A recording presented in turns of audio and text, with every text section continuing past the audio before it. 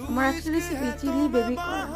তার জন্য আমি বেবি কর্নগুলোকে প্রথমে ছোট ছোট টুকরো করে কেটে নেবো।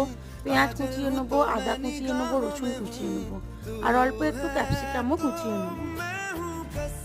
তারপরে বেবি কর্নগুলোকে নুন দিয়ে জলে ফুটিয়ে নেবো। অল্প বয়েল করার পর জলটা ছেঁকে নেব। তারপর একটা ব্যাটার তৈরি করব। ময়দা, গুঁড়ো লঙ্কা, নুন আর অল্প একটু সাদা তেল দিয়ে ভালো করে মিশিয়ে জল দিয়ে ব্যাটারটাকে তৈরি করে নেব।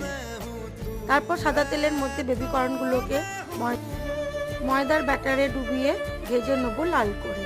তারপরে একটা কড়ার মধ্যে অল্প একটু সাদা তেল দিয়ে রসুন ফোড়ন দিয়ে, পেঁয়াজ কুচি দিয়ে, আদা কুচি দিয়ে, কাঁচা লঙ্কা কুচি দিয়ে আর ক্যাপসিকামটা দিয়ে soya sauce, vinegar, tomato sauce, chilli sauce, cornflour সব কিছু দিয়ে ভালো করে মিশিয়ে নিয়ে বেবি কর্নগুলো দিয়ে দিলেই হয়ে যাবে চিলি বেবি কর্ন।